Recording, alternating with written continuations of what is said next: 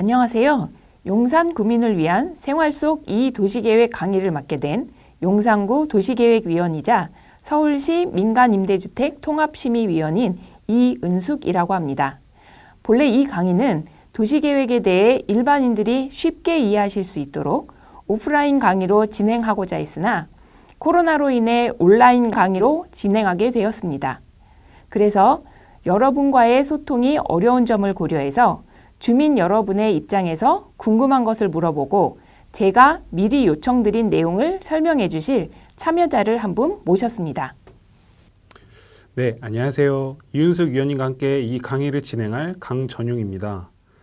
평소 용산구와 도시계획에 좀 관심이 많았는데 이렇게 좋은 강의에 참여시켜 주셔서 감사합니다. 이런 인터넷 강의에 나오는 게 처음이라 좀 긴장되지만 열심히 진행을 해보도록 하겠습니다. 네, 그럼 지금부터 강전용님과 함께 강의를 진행하도록 하겠습니다. 먼저 강의 순서에 대해 말씀드리겠습니다. 강의는 총 3강에 걸쳐 진행을 할 예정입니다. 1강은 서울의 역사 및 현황과 도시계획 체계에 대한 설명, 2강은 도시계획 체계 중 도시관리계획에 대해 중점적으로 설명을 드릴 예정이며 3강은 공부 서류 보는 방법과 유용한 도시 관련 인터넷 사이트, 그리고 건축사업 초반에 건축물의 규모를 검토하는 방법 등을 알려드리는 생활 속 도시계획에 대한 강의로 마무리할 예정입니다. 그럼 지금부터 1강인 서울의 역사 및 현황과 도시계획 체계에 대해 강의를 시작하도록 하겠습니다. 강전용님께 미리 서울의 역사에 대한 조사를 부탁드렸는데요. 조사한 내용을 말씀해 주시겠어요? 네, 서울은 대한민국의 수도이며 과거 백제부터 조선까지의 수도로 시대에 따라 위례성, 한산, 한성, 한양, 양주, 남경, 경성 등 여러 명칭으로 불렸습니다. 암사동 선사 주거지를 통해 알 수 있듯 서울은 신석기 시대부터 사람들이 거주했고 삼국, 고려, 조선을 거쳐 약 2000년의 역사를 지닌 곳입니다. 네, 이렇게 2000년의 역사를 지닌 서울은 1936년 경성부 도시계획구역 결정고시를 통해 1차 도시계획구역을 시작으로 1970년 5차 도시계획구역을 통해 약 720제곱킬로미터까지 확장을 했었으며 이후 행정구역 분리 및 재척 등을 통해 1995년까지 도시계획구역이 조정됨으로써 총 8차에 걸친 서울시 행정구역 면적은 현재 약 605제곱킬로미터에 이르게 되었습니다. 서울은 1949년 서울특별시로 개칭된 이래 행정구역에 많은 변화를 겪게 됩니다. 서울특별시는 1943년 총 7개 자치구에서 1995년 18개의 자치구가 추가되어 총 25개 자치구, 522개의 행정동이 되었습니다. 이후 행정동이 설치, 폐지됨에 따라 2020년 현재 서울시는 25개 자치구에 424개의 행정동으로 구성되어 있습니다. 25개의 자치구 중 서울의 중심에 있는 용산구는 면적 21.87제곱킬로미터, 행정동이 16개로 되어 있습니다. 그럼 도시계획이란 무엇인지 설명드릴 예정인데 강정용님은 도시계획이 뭐라고 생각하세요? 제가 생각하는 도시계획은 도시를 사람들이 좀 더 살기 좋은 곳으로 만들고자 하는 계획이라고 생각합니다. 예, 그것도 맞는 생각입니다. 도시계획에 대한 다양한 정의 중에 2018년에 출발한 서울시 도시계획 업무 편람에서는 공간의 합리적인 배치와 도시생활에 필수적인 각종 시설을 적정하게 설치하여 도시의 건전한 발전을 도모하고 공공복리 증진에 기여하는 정책 과정이라고 서술되어 있습니다. 그리고 국토의 계획 및 이용에 관한 법률에 따른 법적 정의에는 관할 구역에 대하여 수립하는 공간 구조와 발전 방향에 대한 계획으로 정의되어 있고 크게 도시 기본 계획과 도시 관리 계획으로 나누어 계획을 수립하고 있습니다. 다음은 우리나라의 도시계획 법적 체계입니다. 도시계획 체계는 왼쪽에 보시는 바와 같이 공간 규모별로 국토와 지역, 도시와 구역, 개별 건축물 단위로 계획을 수립하고 있습니다. 국토와 지역에 대한 도시계획 체계는 국토기본법에 의해 국토종합계획, 시군종합계획, 지역계획, 부문별 계획이 있습니다.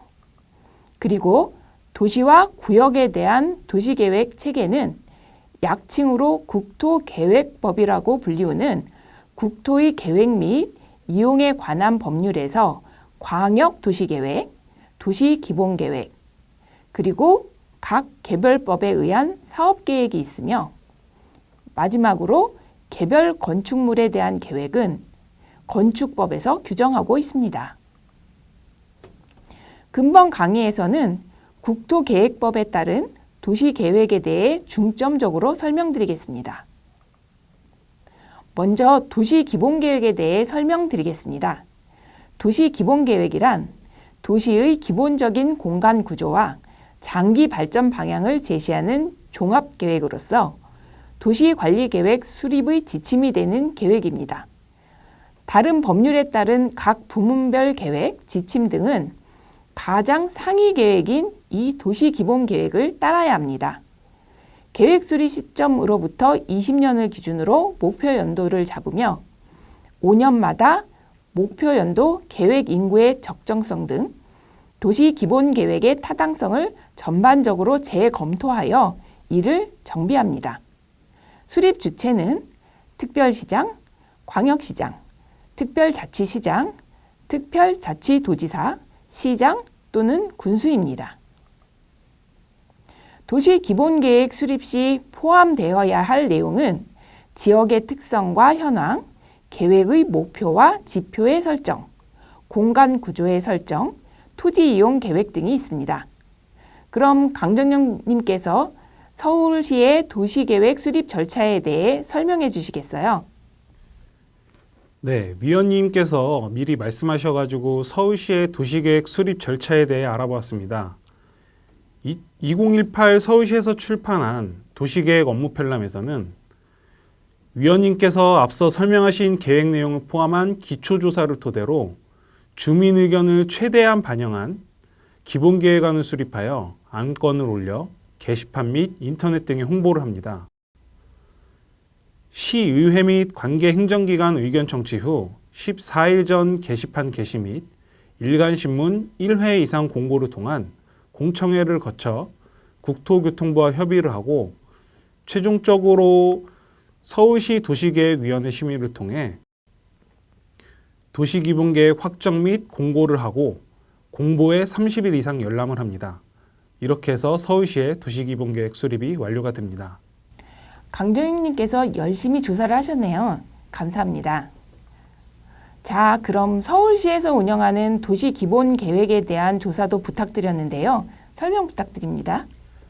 네, 앞서 위원님께서 설명하신 도시기본계획을 서울시는 우리나라 수도인 서울의 특성에 맞게 계획 수립 과정, 계획 내용, 계획 위상 등을 재구성하여 서울 플랜이라는 별칭으로 도시기본계획을 새롭게 수립하였습니다.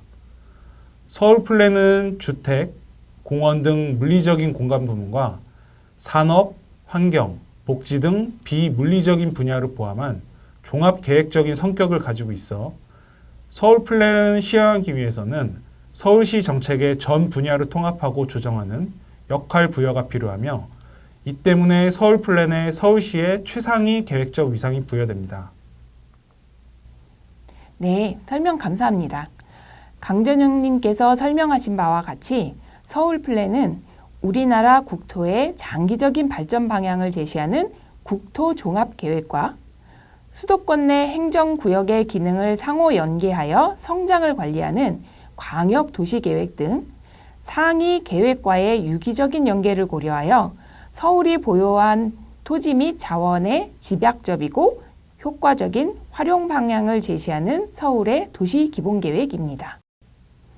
서울 플랜은 1981년 도시기본계획이 법정화된 이후 1099년에 최초로 수립되어 지금까지 2000년, 2011년, 2020년, 2030년을 목표로 총 4차례에 거쳐 도시기본계획이 수립되었으며 현재는 2030 서울 플랜을 기준으로 운영 중에 있습니다. 그리고 2040년을 목표로 서울시에서는 현재 2040 서울 플랜을 수립 중에 있습니다. 현재 운영 중인 2030 서울 플랜의 중심지 체계는 3도심, 7광역 중심, 12지역 중심으로 다액의 기능적 체계를 강조하여 중심지별 특화 육성과 중심지 간 기능적 연계를 통한 상생 발전을 목표로 계획 및 운영이 되고 있습니다. 그중 용산은 7대 광역의 중심으로 역사 도심인 한양도성 안에서 수용하기 어려운 고밀, 고층의 대형 상업 및 업무 시설 등을 흡수하고 한양도성 및 영등포, 여의도와 연계한 국제 기능 등 고차 업무 기능을 집적하였습니다. 다음은 서울 생활권 계획에 대해 설명드리겠습니다. 생활권이란 주민들의 일상적인 생활 활동이 이루어지는 공간 범위를 말하며 주민 요구와 지역 특성에 맞는 생활 개선 과제를 발굴하고 해결하는 시민 눈높이 계획으로 도시 기본 계획과 도시 관리 계획의 이원화에 따른 간극을 해소하고 하향식 계획에 따른 문제점을 개선하기 위한 중간 단위 계획입니다.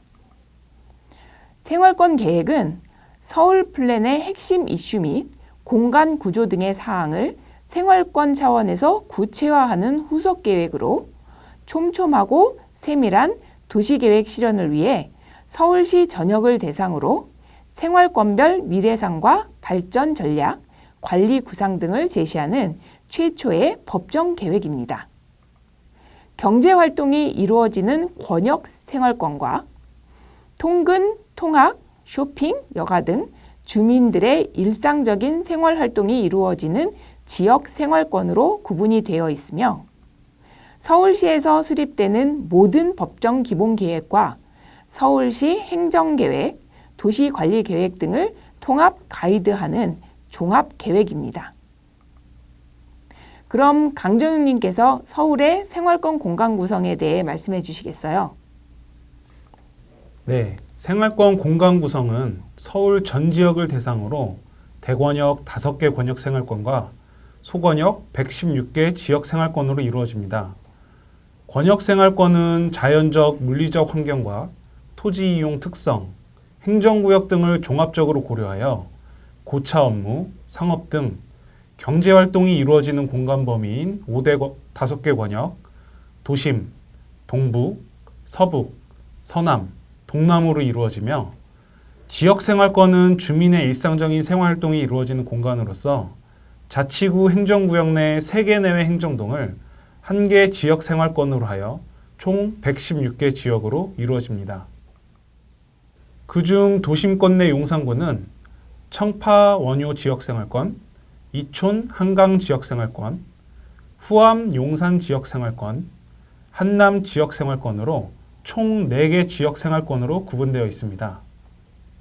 용산의 각 지역 생활권별 사업 계획에 대해서는 다음 2강에서 설명드리도록 하겠습니다. 이상 서울의 역사 및 현황과 도시계획 체계에 대한 1강을 마칩니다. 다음 2강은 도시관리계획에 대해 중점적으로 설명을 드릴 예정이니 많은 관심 부탁드립니다. 그럼 오늘 강의는 여기서 마치며 강의에 참여해 주신 여러분과 강전용님께도 감사드립니다. 다음 강의에서 뵙겠습니다.